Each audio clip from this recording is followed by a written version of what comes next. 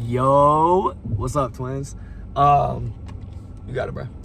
I'm saying I'm about to ran a guy over. I'm not gonna lie to y'all. I didn't. No, not actually. But yeah. So I'm on the way to Walmart right now. And oh, that's a bump. And I was just thinking, like, it'd be cool if I share my testimony with y'all. Like, if I told y'all my story of meeting the King of the Universe. Like, I think that'd be pretty dope, low key. So yeah, here's my testimony. Here's my story. Here's my story of meeting Jesus. You know, I think I have this weird red spot on my face. Don't know what I did. Don't know what that is. But yeah, I figured, like, if I'm making these videos and trying to, I don't know, pour into y'all in any capacity and just love y'all in whatever way I can, and just be honest and transparent, then why not be honest and transparent in the most honest and transparent way and tell y'all my story of when I met the King of the Universe. So yeah, I was raised kind of in a semi-Christian family. My mom was very locked in with Jesus and always helped me out. My dad, you know, was definitely in and out of the church in his younger life. He's locked in now, though. Dad, if you're watching this, locked in now. But yeah, so I was raised in church, all these things. I went to this summer camp that I've told y'all about before, Crossroads. Extremely lit, like crazy amazing. And I had a seed planted when I was in 6th grade. I ended up getting baptized. Had no clue what I was doing, though. Didn't really know. Yeah, I mean, I had no clue what I was doing. Didn't know what that fully meant. Didn't really understand it. Nothing changed, which I guess is kind of expected when you're in 6th grade. Oh my goodness. Car about to just hit me, bro. It's not even a turn lane. Sorry. And like I said, I got baptized in 6th grade. Nothing happened. Nothing changed. And then 9th grade hits, and I have this friend group. Honestly, being fully transparent, I was only in this friend group because I really like this girl. Regardless, I had this friend group, okay?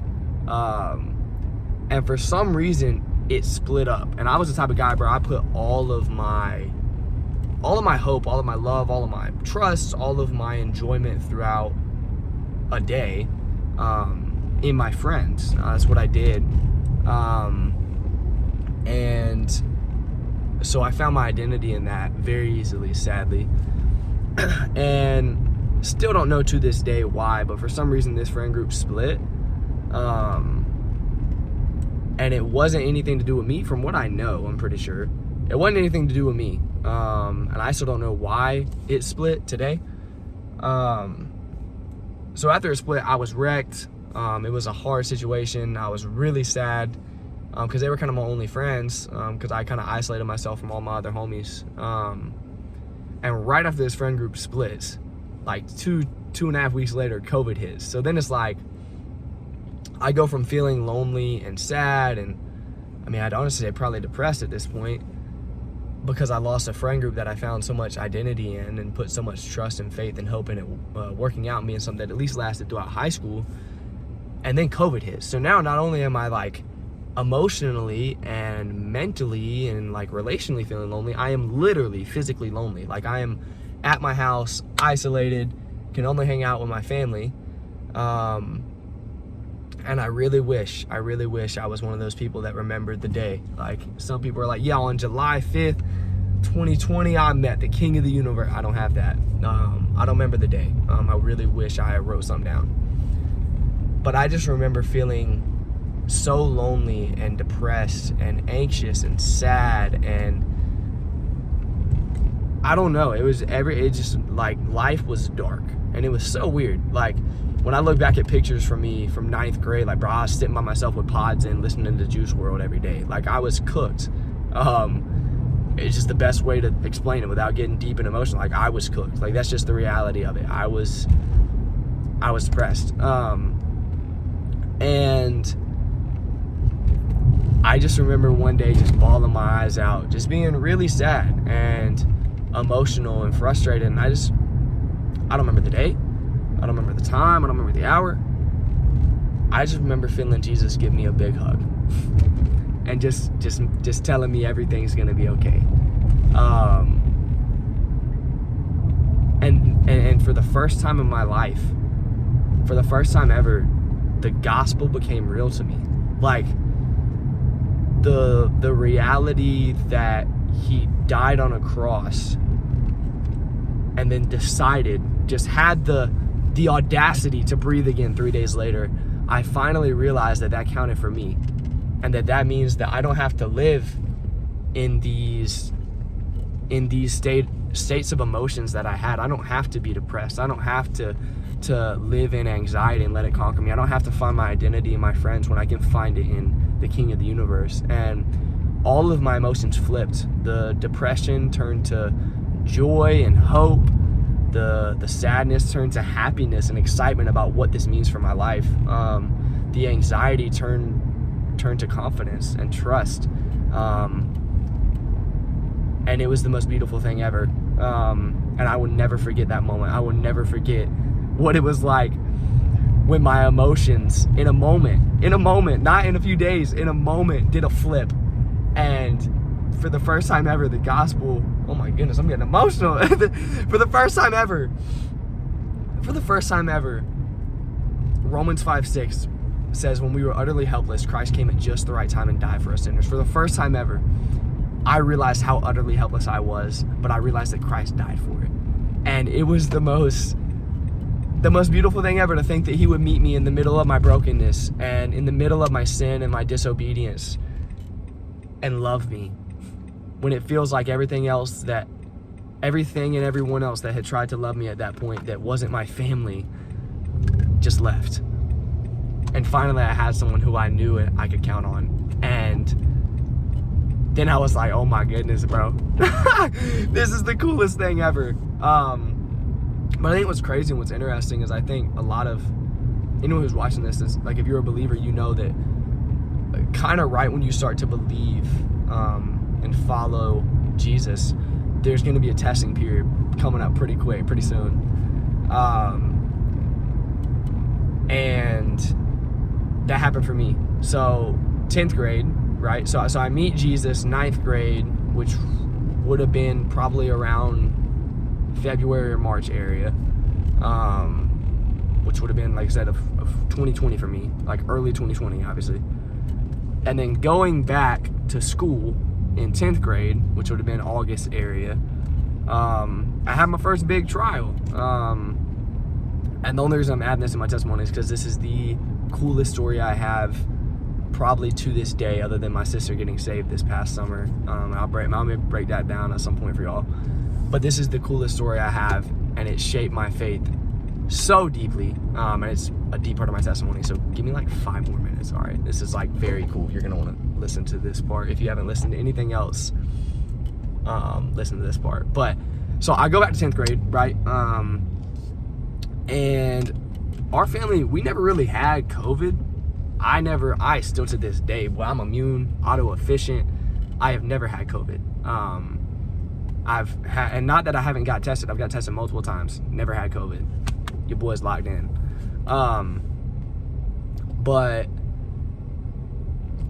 I go back to school and everyone's getting quarantined, bro. Like left and right. Everyone's getting quarantined. Everyone is getting sent home. A ton of my friends are getting sick. Like crazy stuff, right? And I never had this happen to me. But my stepdad has always been a guy, into spoiler to where you're not sitting here crying in suspense. He's alive and well. And the King of the universe did some cool stuff that I'm about to talk about. But he's the type of guy who always, I guess I'll just sit in the car for a minute. I already got to Walmart. But he's the type of guy, bro, like, listen, my stepdad, he saves his sickness up for like 2 weeks out of the year, and it's always in December or like late November. Like he'll catch the flu or something, and then he'll never be sick the whole rest of the year. Like he's a one sickness a year type guy. And it hit late November, early December area, and I just remember getting a call and like, just figuring out my stepdad's sick. Like he has something going on.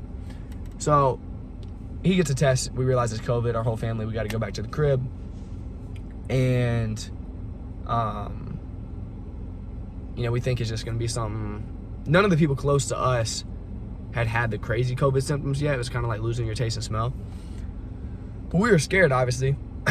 And next thing you know, we're taking him to the ER because he's struggling breathing because his oxygen levels are low.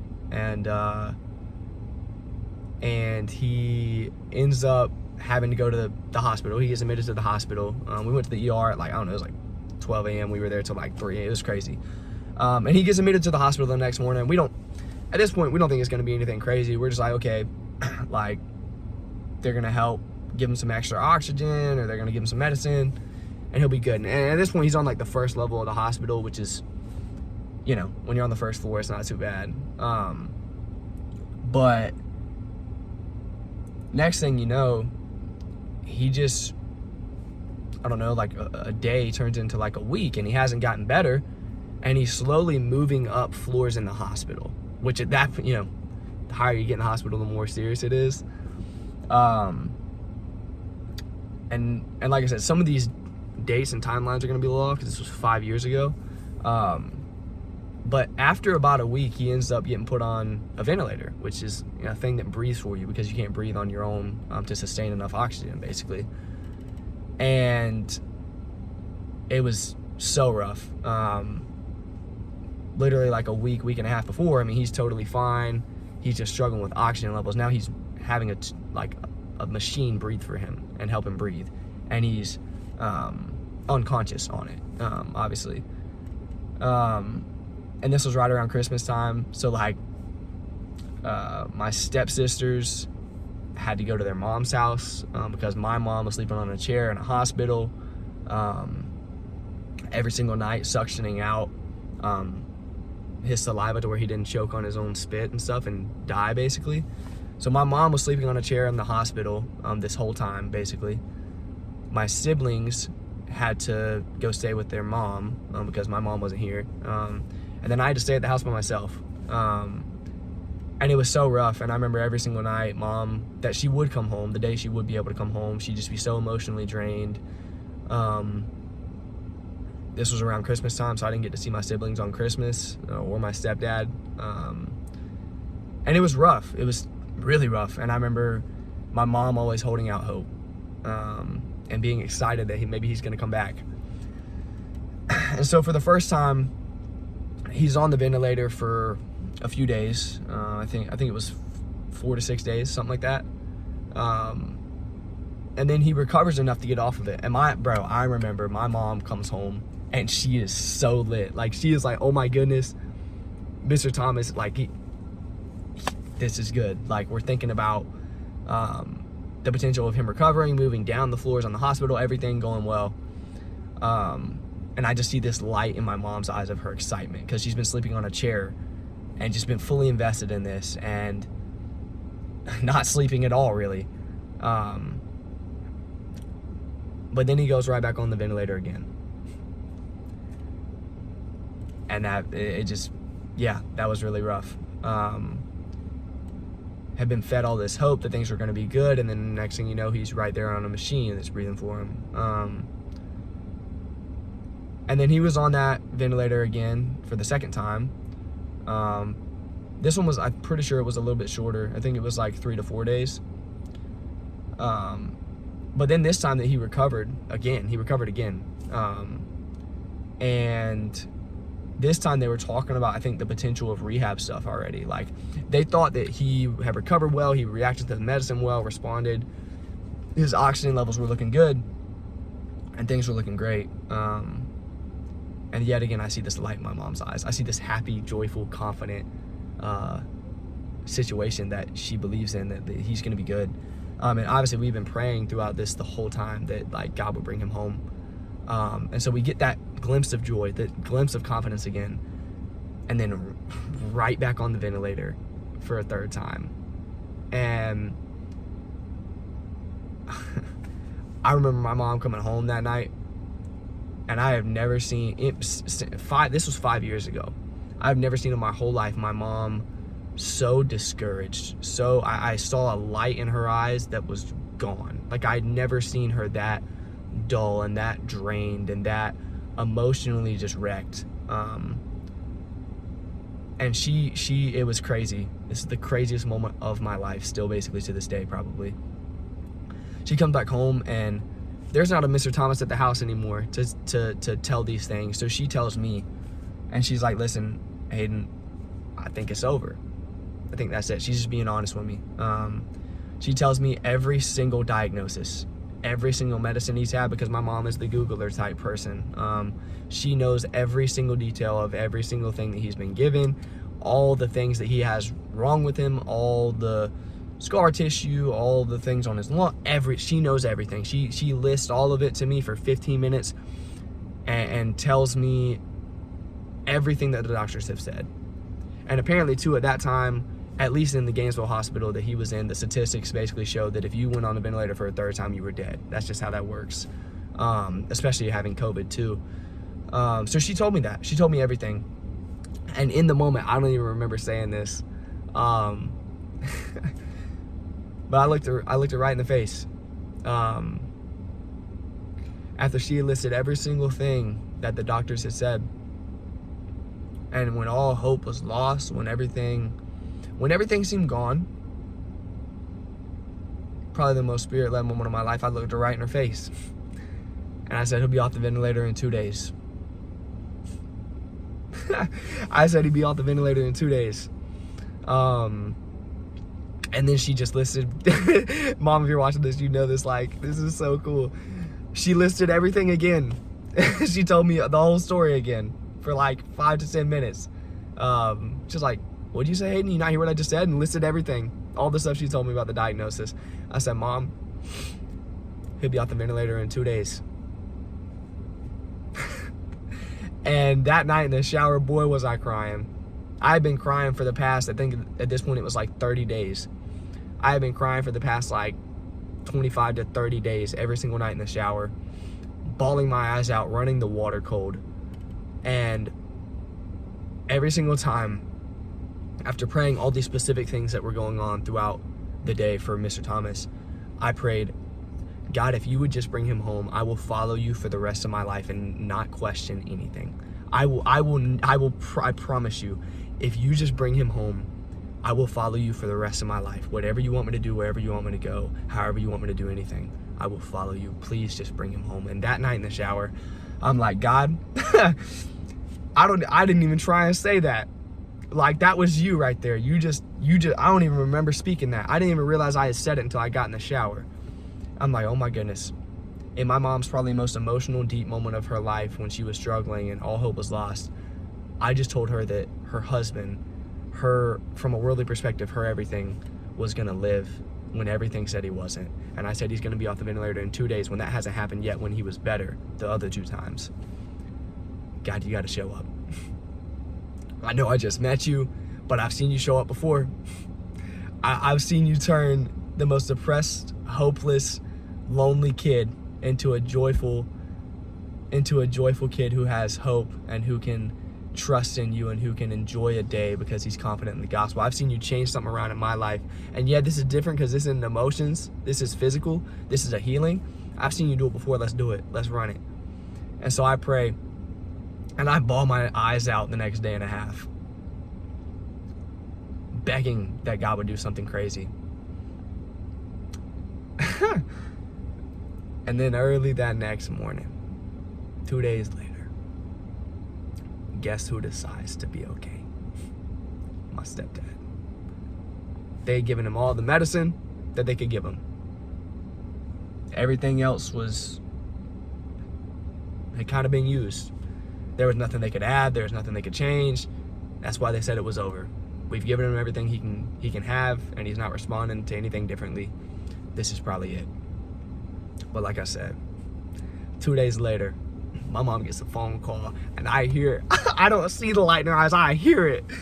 And they say, yeah, we don't know what happened. We didn't change anything with the medicine. We didn't do anything differently. He just got better.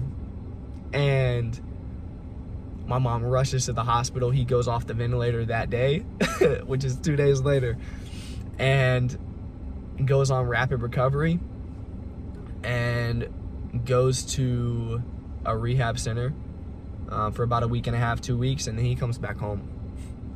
And he has never had anything remotely close to that since, and that was 5 years ago, and he's been totally fine since.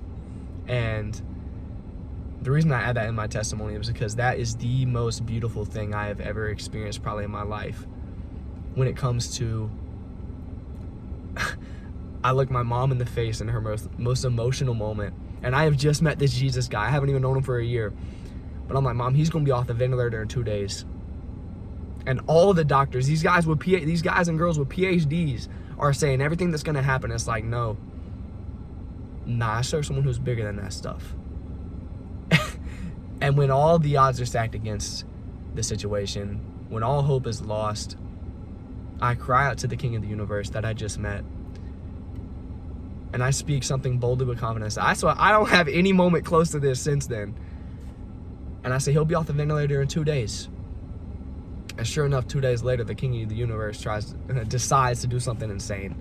And he decides to allow my stepdad to breathe again without a machine.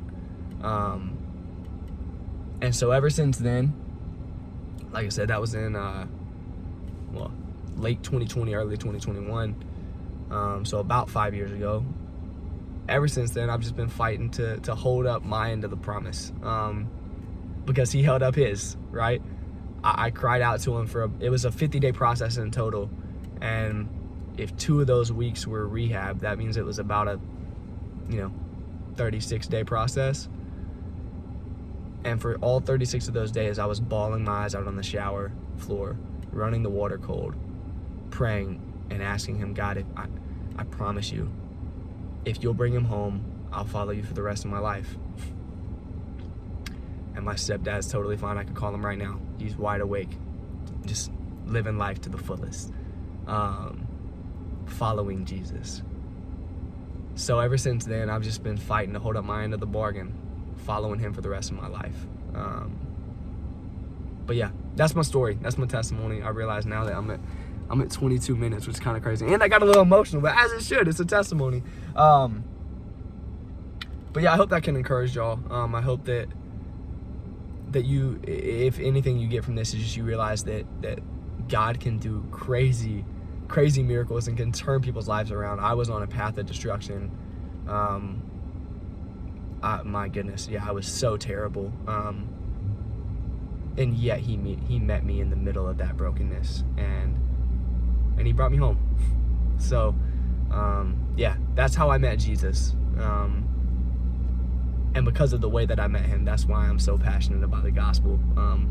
Because out of everyone who needs it, I needed it so badly. And it became real to me in 9th grade. And I've seen him, I've seen doctors in shock when the name of Jesus works better than their medicine. So he's done a lot for me, and I'm just living in thankfulness. And there's so much more I could say, so much more I could talk about. But when it comes to how I met him, that's what we got. So yeah, thanks for listening. I love y'all. I hope this can encourage y'all in whatever way. And be tuned, because got some cool stuff coming up. So yeah, I love y'all. Peace out, Rainbow Trout.